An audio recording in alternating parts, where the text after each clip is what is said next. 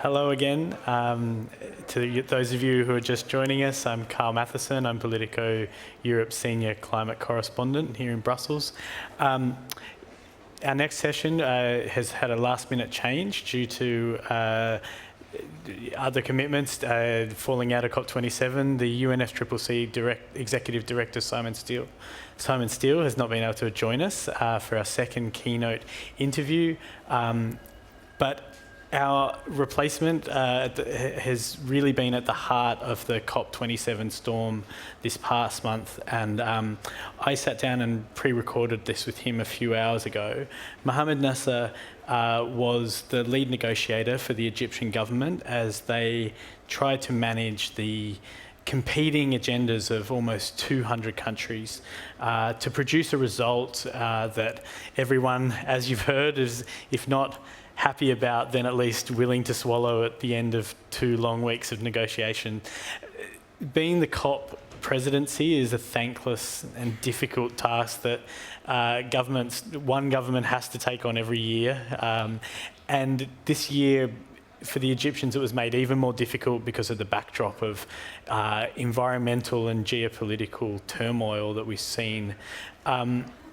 But, as we've heard, the outcome was divisive.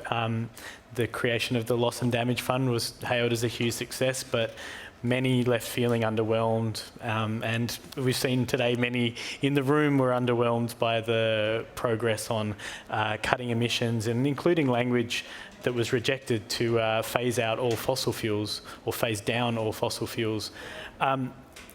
The talks also served to spotlight human rights issues in Egypt as the world's media focused its attention beyond the conference on the ongoing repression of civic space by the Egyptian government. And I was able to catch up with Mohamed earlier today, and I really asked him if the COP27 had been a success not only for the world but also for Egypt. So please enjoy this interview, and after that we'll have a networking break.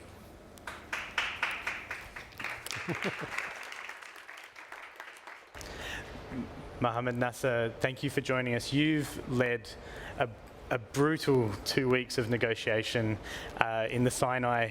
I was witness to your work up close over COP27.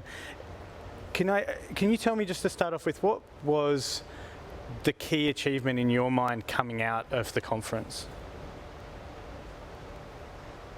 Well, this is a very interesting question because it is 3 levels of, I would say, 3 levels of key achievements. One is that the number of participation, especially from the heads of states, which confirms that with all the geopolitical situation and all the challenges and international crises that we're facing, climate change is still on top of the agenda. So this was one key achievement. So you had more than 120 heads of states, you had more than 50,000 participants, and a lot of engagement from the ministers. And the second one was the outcomes of the negotiations. Of course, when we started COP27, the first big meeting that was previous than the COP was the discussions in the G20 in Bali, which did not deliver an outcome.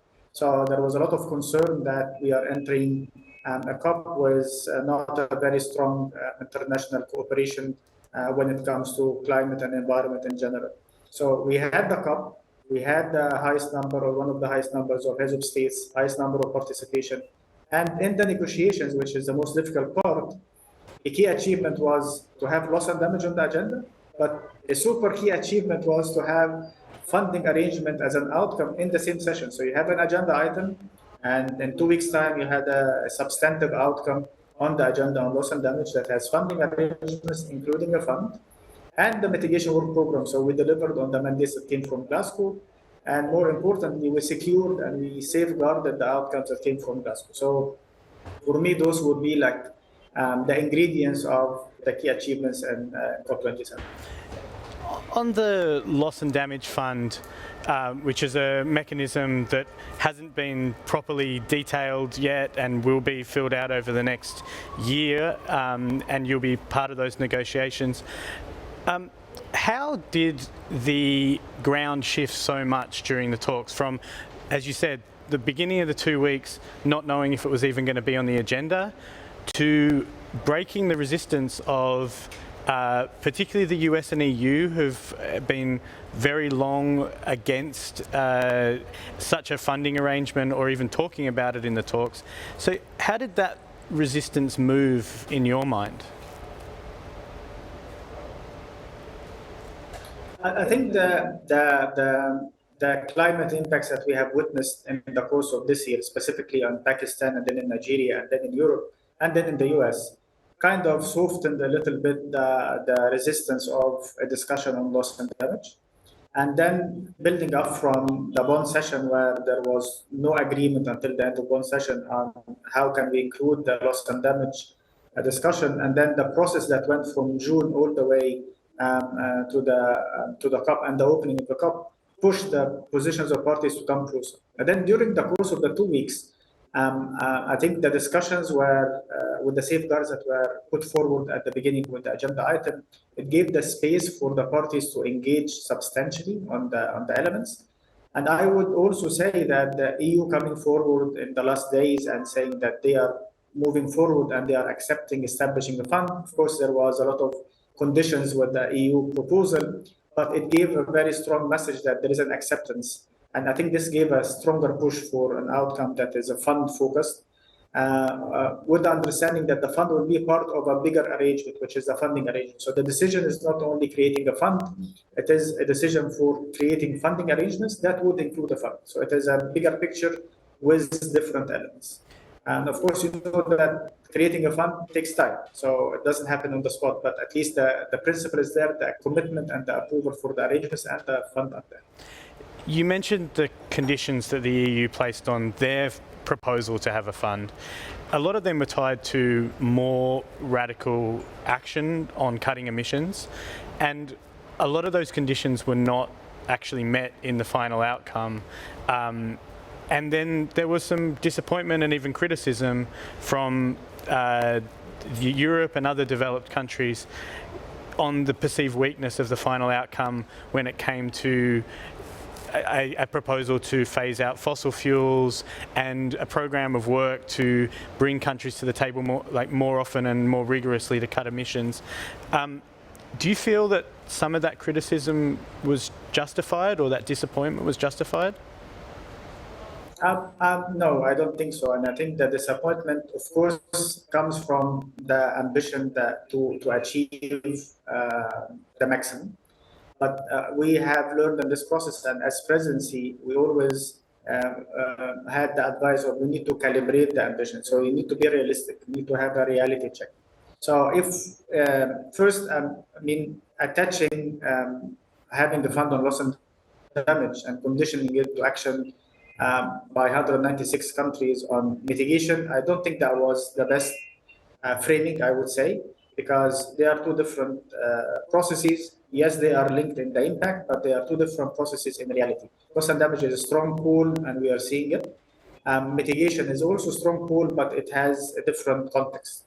And I think the EU coming forward and accepting the delinkage of the conditions that that was put forward was very smart, and I think very wise move. So the first one. Second one is we can have all our aspirations and expectations and conditions, but there is a reality in these negotiations that everything happens by consensus of 196 countries. Two, that for the mitigation component, there are many ingredients and many elements that provide for pushing the envelope further. One of them is how is the global situation moving forward. So we cannot push for something that is not happening in reality on the ground. So we cannot ask for more ambition in mitigation, while there are some parties saying that there is a potential backsliding and fossil fuels are being expanded. This is one. Two, that finance, which is a major component in the delivery of developing countries, reality is it is lagging behind. It is not delivered. Even the pledges, the small pledges, are not being implemented. And thirdly, we have an indication that comes from other fora. Like G20 was the main thing. So you have the same parties who are asking for ambitious outcome in the climate change, agreeing just a couple of days before that on the language that we just took further in our outcome.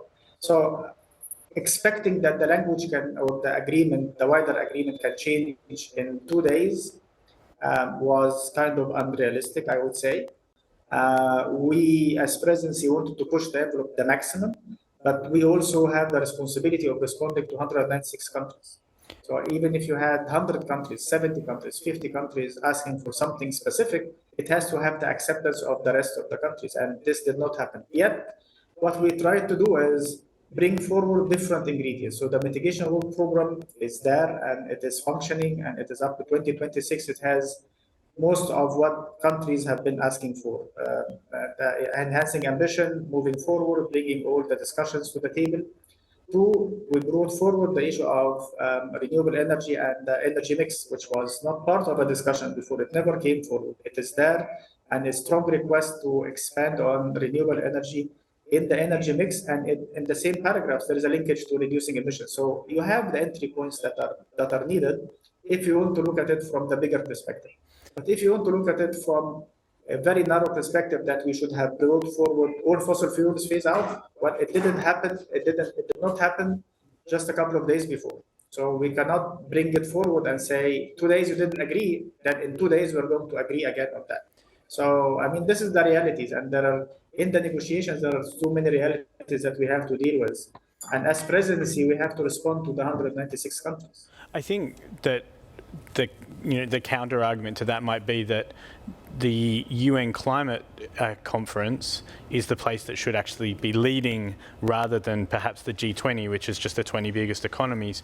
But there was also a focus from some of the European countries, particularly. We were talking to European diplomats, and there was multiple reports, including from Politico, that focused in on a very small group of countries that included Saudi Arabia, Iran, Russia, and China, that were said to have been very forceful in pushing back on some of the language, including the fossil fuel phase out. And then in the final text, there was also this language alongside the renewables language on low emissions energy, which some countries took to mean to include natural gas.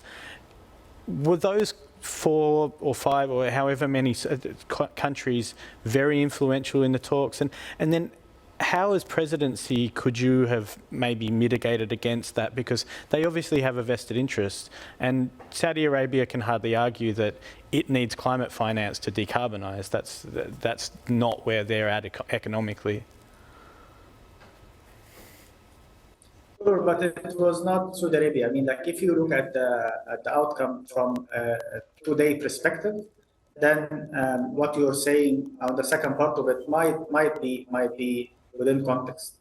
But the first part of it, which is we consulted mainly a group of countries, and those were the ones who decided on the outcome. This is a very misleading, I would say, an inaccurate one.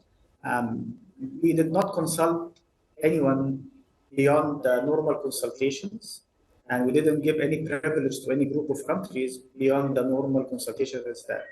The countries that you have mentioned, some of them are within the like-minded LMDC, which has several countries included in that. This is a group of countries. So we didn't consult with them individually, but we consulted with them as a group of countries.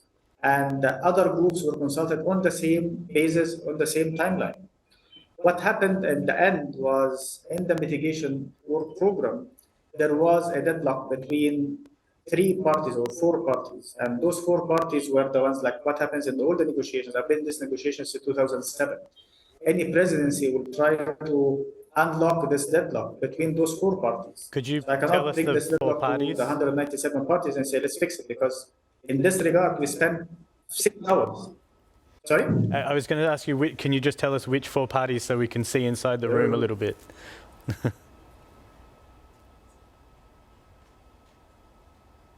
I mean, it was mainly if you are, if you are in the room in the mitigation work program, it was mainly the LMDCs, which is Bolivia, China, and Saudi Arabia. And on the other side, it was the US and the UK and Colombia leading to push for more ambition. And at the end of the day, again, after we had the huddles outside, it was mainly the US engaging with Saudi Arabia outside of the room, we stood there for an hour. So the fix was, can we fix this? It was, by the way, it was only like one sentence in a paragraph. And this was the sentence that was consulted on and based on a proposal that came from a developed country, one of the major developed countries. It was the proposal by this developed country which was taken forward. So this is one. So in the course of the negotiations from the beginning until the end, nobody got any privilege than anybody else. We kept the same distance from all parties, from all groups, even the groups that we are part of, including the African group and LMDC and Arab group and others, and the G77, we kept the same distance from everybody. The European Union views itself as a leader on climate change.